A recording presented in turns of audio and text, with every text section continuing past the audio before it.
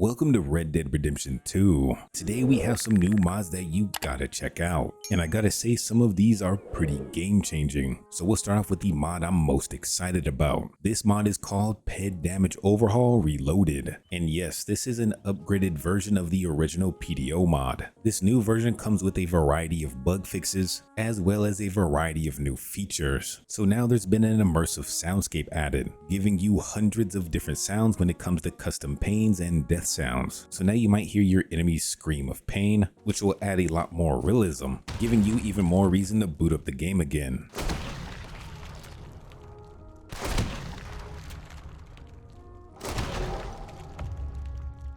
This updated version now comes with a mod menu as well, so by pressing F10 on the keyboard, you can enable and disable the mod at will. You can configure the dying system, so with progression you'll be using the new PDO reloaded version, or if you prefer the old PDO, you can use the legacy. You can change up the push down method, choosing between hybrid, push, or stumble. You can enable longer bleedouts, enable friendly fire. So if you're in story mode, parts of your gang can kill you if they hit you with a shot. You can choose for wounded NPCs to die instantly, and then you have a handy debug menu. That little mod menu is actually a nice quality of life add-on, because in the previous version you had different hotkeys you needed to press, and then after doing so all you saw was a flash of text on the upper hand side of the screen. The mod menu makes it really simple to see what you're doing. This new reloaded version also comes with some enhanced features that really enhance your gunfights. Now every gunfight you have will be more varied and dynamic, because now the NPCs react more realistically. NPCs will now stumble when they're shot if they're running. NPCs can now gasp for breath when they're shot, or just writhe in pain in their own pool of blood.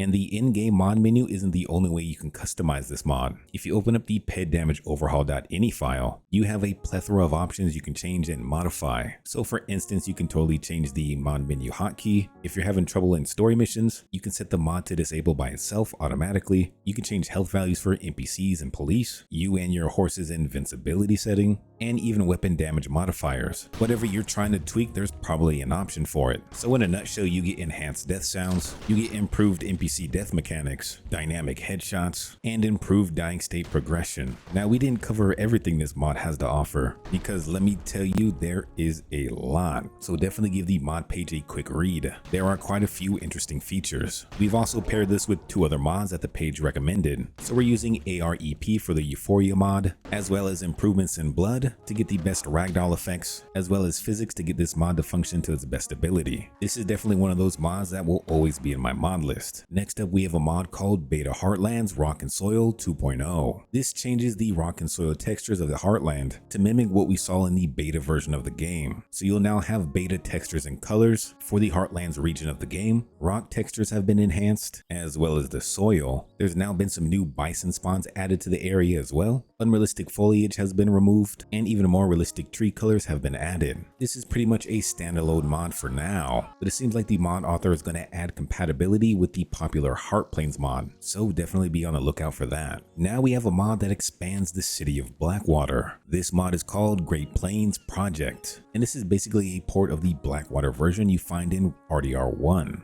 This mod restores missing buildings and houses of the Great Plains and Tall Trees area. So now when you explore the city of Blackwater, you'll see some worthwhile additions. You'll see new buildings such as the furniture store, Blackwater City Hall, new additions to the port, as well as a police station. There's also been other various assets added, so you'll be able to see more trees, as well as a few new bridges for you to use. All in all, this brings back the RDR1 vibes. Now we finally have a mod to bring back hope to Beecher's Hope. This mod is called Beecher's Hope Extension DLC, and this mod aims to expand Beecher's Hope with a variety of add-ons. So now you'll see the farm thriving with crops, equipped with a few scarecrows to keep the crows away. Various tents have been added to the property, as well as a bunch of props and buildings. And these props aren't there just to be there, they're interactable as well as a variety of items that you can loot. Even Arthur's tent has been added, which is fully equipped. So of course there's Arthur's mom, as well as Mary Linton, his mom's flower, Arthur's old tent, as well as the wagon. campfire, bed, and of course a few items you can loot. There's now a corn tower for the crops, a wagon loaded with corn,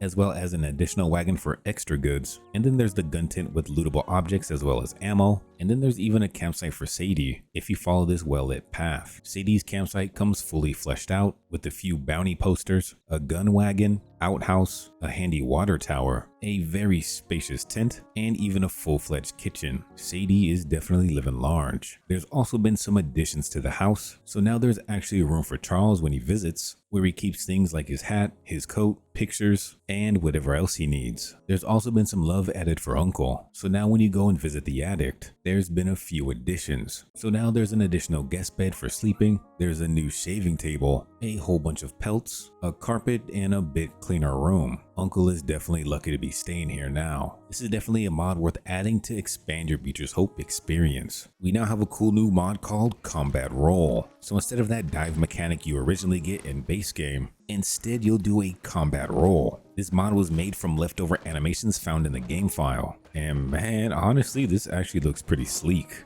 This may just be another thing Rockstar was just too lazy to implement. What do you think? Next up, we have a mod called Horse Rest Points. And this mod sets up a few points that you can find across the map for you and your horse to rest at. And to be honest, I couldn't find any of these. I think it's something that you'll just kind of stumble upon as you're riding your horse, but that's why we have our next mod installed as well. This mod is called Horse Nap, and this allows you and your horse to take a little nap. So whenever you enter cinematic mode, you'll now have the option to sleep. You'll be able to immersively sleep next to your horse and even fill up a few of your cores. You'll drop down a bedroll, and when you're ready, you can just ride off again. Definitely a cool little mod to add in. Our next mod is called Red Dead Boats. This allows you to spawn boats at 38 different locations. You'll see new boat markers spread across the map, and from the mod menu that pops up, you'll be able to spawn a variety of different boats. You're fully able to use and operate these boats as well, so have yourself some fun. Now we have a mod called AnimalTracker.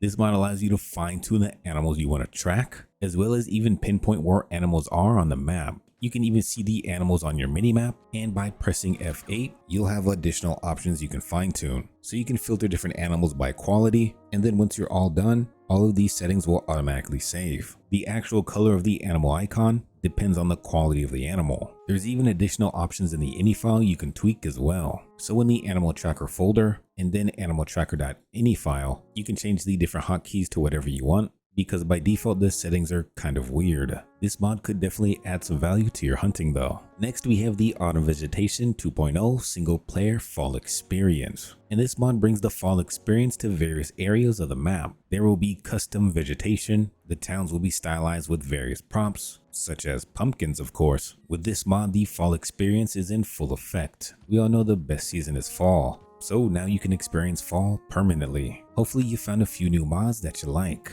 We still have a dozen or so mods coming out in our next video, so if you don't want to miss out on those ones, make sure you hit that like and subscribe. Until next time, we'll see ya.